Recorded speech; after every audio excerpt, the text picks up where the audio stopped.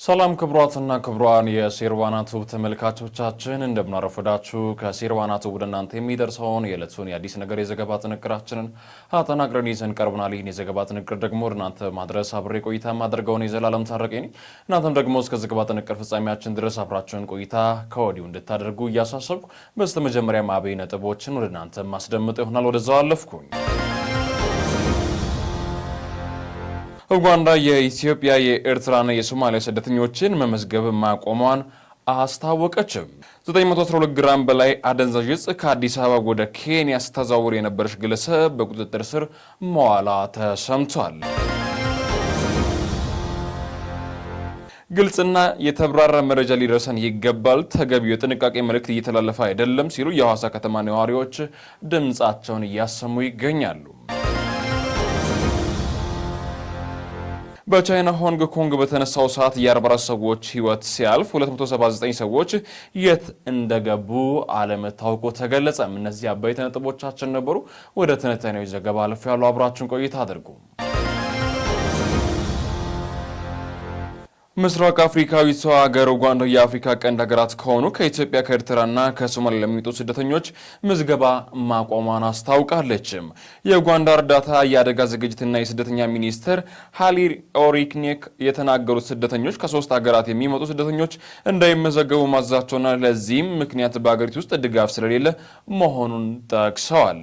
ይህ የሚኒስተሩ ውሳኔ የተሰማው ወደ ኡጋንዳ የሚገቡ ስደተኞች ቁጥር በከፍተኛ ሁኔታ በመጨመርና ከለጋሾች ለስደተኞች ተብሎ የሚመጣው ድጋፍ በመቀነሱ እንደሆነ የኡጋንዳ ዘ ዴይሊ ሞኒተር ዘግቦታል።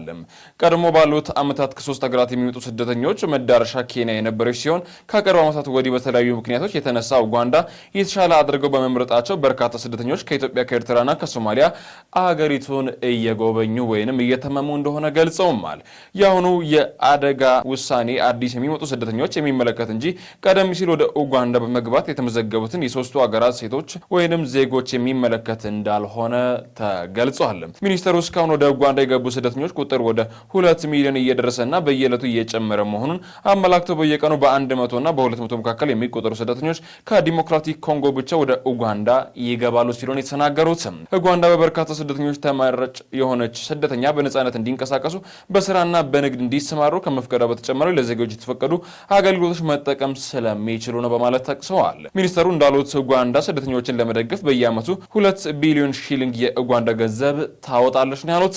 አሁን ኡጋንዳ እንዳይመዘገቡ እና የጣለባቸው እገዳዎች የኢትዮጵያ ኤርትራና ሶማሊያ ስደተኞች በዋናነት በፖለቲካ ምክንያት በጦርነትና አገራቸው መንግስትና ሌሎች ኃይሎች በመስጋት ነው የሚሉትን ይይዛሉ። የተባበሩት መንግስታት ስደተኞች መረጃ ድርጅት መረጃ እንደሚያመለክተው በአሁኑ ጊዜ በኡጋንዳ ውስጥ ከ56,000 በላይ ኤርትራውያን ወደ 50,000 የሚጠጉ ሶማሊያውያንና 16,000 የሚሆኑ ኢትዮጵያውያን ይገኛሉ በማለት ነው የጠቀሰው። በቅርቡ የኬንያ መንግስት ከኢትዮጵያና ኤርትራ ጋር ወደ ግዛቱ የሚገቡ ስደተኞች ምዝገባ የማቆም ውሳኔ ቢያሳልፍም የስደተኞችን የሰብአዊ መብት ተሽከርካሪ ውሳኔ በመቃወም በመንግስት ላይ ክስ ከፍተው በፍርድ ቤት አሳግደውታል ነው የተባለው። ወደ ተከታዩ ዘገባ ስናልፍም 912 ግራም በላይ አደንዛዥ ዕፅ ከአዲስ አበባ ወደ ኬንያ ስታዛውር የነበረች ግለሰብ በቁጥጥር ስር ዋለችም። የ34 ዓመቷ ሙሊ አያኔ 36.2 ሚሊዮን ሺሊንግ ከ$28,000 በላይ የሚያወጣ አደንዛዥ ዕፅ ከኮካይን ሆዲ ውስጥ በሚያዝ ለማሳለፍ ስትሞክር በጀሞ ኬንያታ ዓለም አቀፍ ኤርፖርት ፖሊስ ቁጥጥር ስር ውላለች ነው የተባለው። የኬንያ የጸረ ዕፅ ክፍል መኮንኖች ከአዲስ አበባ ተነስታ ወደ ስፍራው ያቀናችው ግለሰብ ከአውሮፕላኑ በወረደች ጥቂት ደቂቃዎች ውስጥ በቁጥጥር ስር በማዋል ባደረጉት ምርመራ ተጠርጣሪው ዕፅ የተሞላባቸው 28 እንክብሎች ውጣ መገኘቷን የሀገሪቱ ሚዲያ ዘግቦታል። ፖሊስ በግለሰቡ ላይ ክስ ለመመስረት መረጃ እያደረሰ መሆኑን የገለጸ ሲሆን ዜጎች ከዕፅ ዝውውር ራሳቸውን እንዲቆጥቡ አሳስበዋል።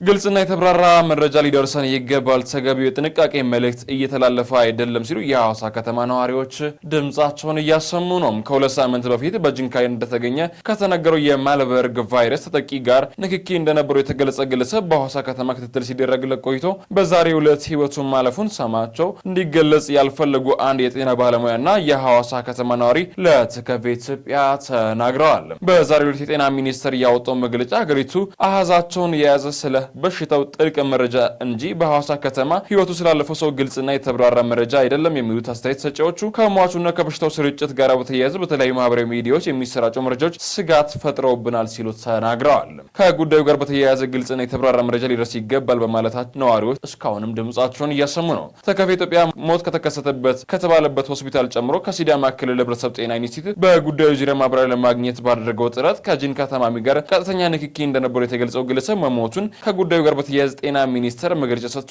ሌላው ዝርዝር መረጃ መስጠት የሚችለው ጤና ሚኒስቴር ነው በሚል ምላሽ አግኝቷል።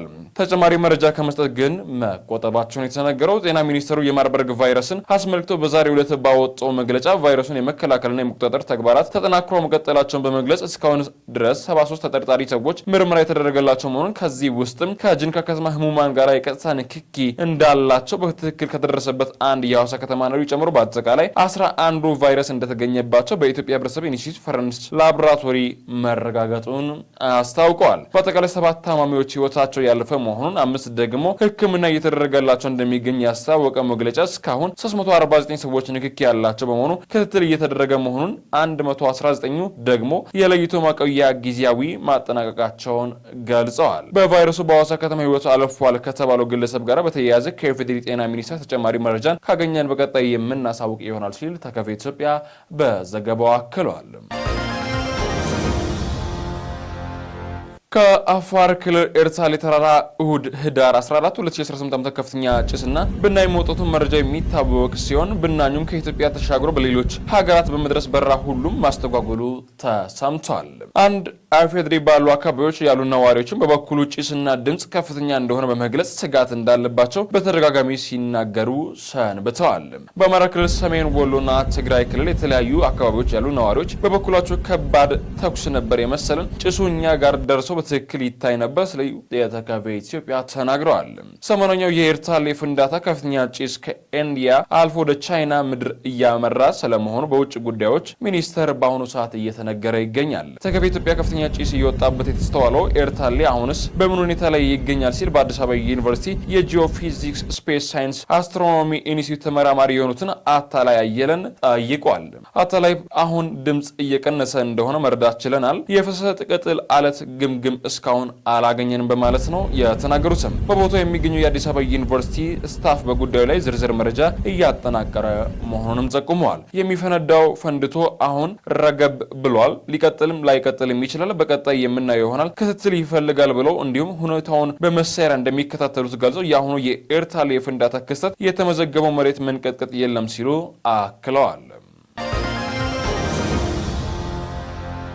የኢትዮጵያ የዱር እንስሳት ጥበቃ ባለስልጣን ዋና ዳይሬክተር የልዑል ዊሊያም ሽልማት አሸናፊ ሆኑም። የኢትዮጵያ የዱር እንስሳት ጥበቃ ባለስልጣን ዋና ዳይሬክተር አቶ ኩመር ዋቄጄራ በልዑል ዊሊያም የሚበረከተውን የተስክ የአፍሪካ የዱር እንስሳት ጥበቃ ሽልማት አሸናፊ ሆነዋል። ተስክ ኮንቨርሴሽን አዋርድ የተሰኘው ይህ ሽልማት በአፍሪካ የዱር እንስሳት ጥበቃ መስክ ላቅ ያለ አስተዋጽኦ ላበረከቱ መሪዎች የሚሰጥ ክብር ሲሆን የዘንድሮ አሸናፊ አቶ ኩመር ሽልማታቸውን ትናንት በለንደን ከተማ በተካሄደው ስነ ስርዓት ላይ ከልዑል ዊሊያም እጅ ተቀብለዋል።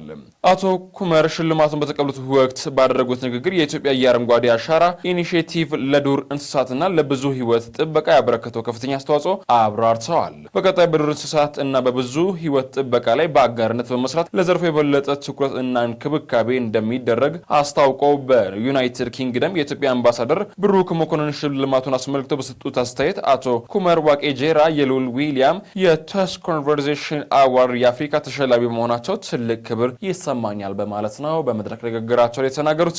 የአቶ ኩመር እውቅና ለ3 አስርት ዓመታት በዘርፉ በሰሩት ጠንካራ ስራ የተገኘ መሆኑን የጠቀሰው አምባሳደሩ ብሩክ ኤምባሲው በአቶ ኩመር ስኬት ከፍተኛ ደስታ እንደተሰማውም አክለው ተናግረዋል። በስተመጨረሻም ወደ ውጭ ዘገባ ያልፈናል። በቻይና ሆንግ ኮንግ በተነሳው እሳት የ44 ሰዎች ህይወት ሲያልፍ 299 ሰዎች እንዴት እንደገቡ አለመታወቁ ተሰምቷል። ታይፕ በተሰኘ ስፍራ የደረሰው የእሳት አደጋ በሶስት ረዣዥም የመኖሪያ ህንፃዎች ላይ ነው እሳት አደጋው የተከሰተው። ከህንፃዎቹ ውጪ እንደተንቀሳቀሰው በታመነው እሳት በአካባቢ ለዳግም ግንባታ በነበረ መውጫ በፍጥነት እንዲሰፍር ስለመደረጉም አክለዋል። ይህ አደገኛ እሳት ወደ ሌሎች ህንፃዎች እንዳይዛመት በአፋጣኝ ለማስቆም ከ800 በላይ የእሳት አደጋ ሰራተኞች በአካባቢው ተሰማርተው ይገኛሉ። 18 ሰዓታትን ባስቆጠረው እሳት ከሟቾች መካከል አንድ ህፃን አረጋዊ ሲኖሩ በእሳት ማጥፋት መሞቻው የተሰፋው አንድ የእሳት አደጋ ሰራተኛ ህይወት ስለማለፉም አክለው ገልጿል። 29 ሰዎች እንዲሁም በሞትና በህይወት መካከል ስለመሆናቸው ታውቋል። አደጋው በተከተለው የህፃናቱ የሶስት ግንባታ ኃላፊዎች በቁጥጥር ስር መዋላቸው በአሁኑ ሰዓት ደግሞ ተሰምቷል። በህንፃዎቹ አቅራቢዎች የሸንበቆ መወጣጫን ጨምሮ ለአደጋ ተጋላጭ የሚያደርጉ ተከታታይ ነገሮች እንዲኖሩና አደጋው እንዲባባስ አድርገዋል በሚል ከፍተኛ ቅጣት ይጠበቅባቸዋል ሲል ነው ዘገባው ያከለው። በአደጋው ወቅት የጠፋ ሰዎችን በማፈላለግ ሂደት የሟቾች ቁጥር ከፍ እንደሚል ይጠበቃል ሲል አክለዋል። እንግዲህ በዚህ እሳት አደጋ 279 ሰዎች እስካሁን የት እንዳሉ አለመታወቁ ተሰምቷል። ክቡራትና ክቡራን የሴርዋና ቲዩብ ተመልካቾቻችን ለዛሬ ያዝናቸው ዘገባዎች ይህን ይመስሉ ነበር። ይህን ዘገባ ደግሞ ወደ እናንተ በማድረስ አብሬ ቆይታ ያደረግኩት እኔ ዘላለም ታረቀኝ ነበር። ከሰናይ ቀን እያልኩ ከመላው ስቱዲዮአችን ጋር ባለሙያዎች ጋር ተመኘው።